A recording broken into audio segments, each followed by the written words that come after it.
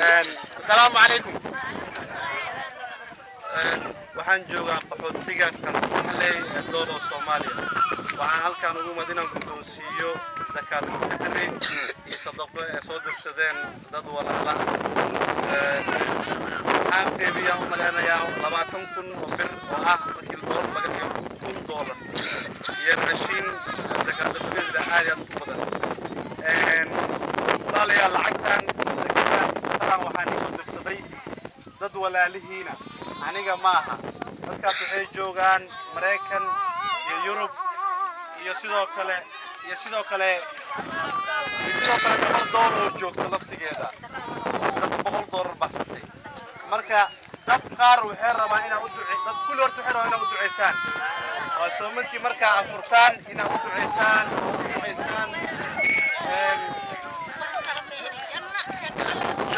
Jamal Usman oo joogo Ohio wuxuu leeyahay reer waaweyn dhalinyaro wuxuu leeyahay muraad wuxuu rabaa inaad u duceysaan familkiisa inuu Ilaahay barakeeyo inuu wax walba uu jecel yahay Ilaahay siiyo maal fiican oo barako inuu siiyo asagii reerkiisaba sidoo kale gabar la yiraahdo Farxiya Ahmed oo joogto Ohio ayadana waxay leedahay 4 ciyaal ciyaalkeeda waxay jeceshahay inay quraan ku xifdiyaan xafid quraan noqdaan ugu duceeyeen ciyaalkeeda xafid quraan noqdaan inay ciyaal baari Ilaahay ugu dhigo inuu reerkeeda Ilaahay u barakeeyo sidoo kale waxaa jiro dad badan magacooda ma sheegan hal guddoonsiye bas ay dhaheen dadkaas dhamaantood u wada duceeya waxay ku jiraan wiilal iyo gabdho qaar guursaday iyo qaar aan guursanin kuwaan guursanin oo iskaabulada waxay dhaheen wiilasha in loo duceeyaa rama inay helaan gabdhaha xaasas fiican inay u duceeyaan inay maruuf fiican Ilaahay siiyo sidoo kale gabdho waxaa jira ayagana aan guursanin sadaqada soo dirsaday ugu duceeyaa ayagana inay mataqaanaa niman fiican oo saalix inay Ilaahay siiyaan waa soomantiin ducadiina waa aqbal dad masaakiin oo qaxootiga ku jiraatihiin marka salaada tukataan ama afurtaan u duceeya dhamaan dadka magacooda sheegay iyo dadka magacooda sheeginbo dadka sakarayn qof ay ka badan yihiin dhamaantood u wada duceeya Ilaahay dhibka idinku ku jirtaan Ilaahay idinka saaro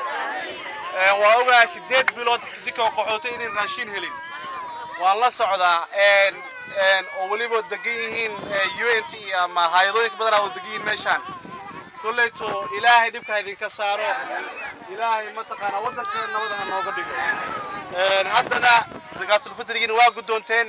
lacag qofkii intaan 300 iyo qaar 400 lawaanisiyo oo bir ah dhamaantiin waa haystaan Soomaaliya dhamaantiin waa haystaan Soomaaliya waa maasantiin waana ku saxantiin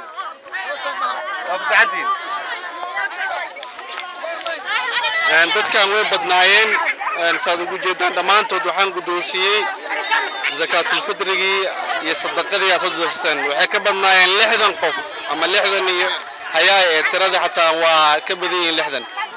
aad iyo aad ugu maasantiin daawanaysa cid Allah la cid rabto wali inay caawiso dadkan oo furan tahay fadlan anytime ayaad caawin kartaan waxay degan qaxootiga Kansaxley wali waxaa jira dad baahan oo aan wali waxaysanin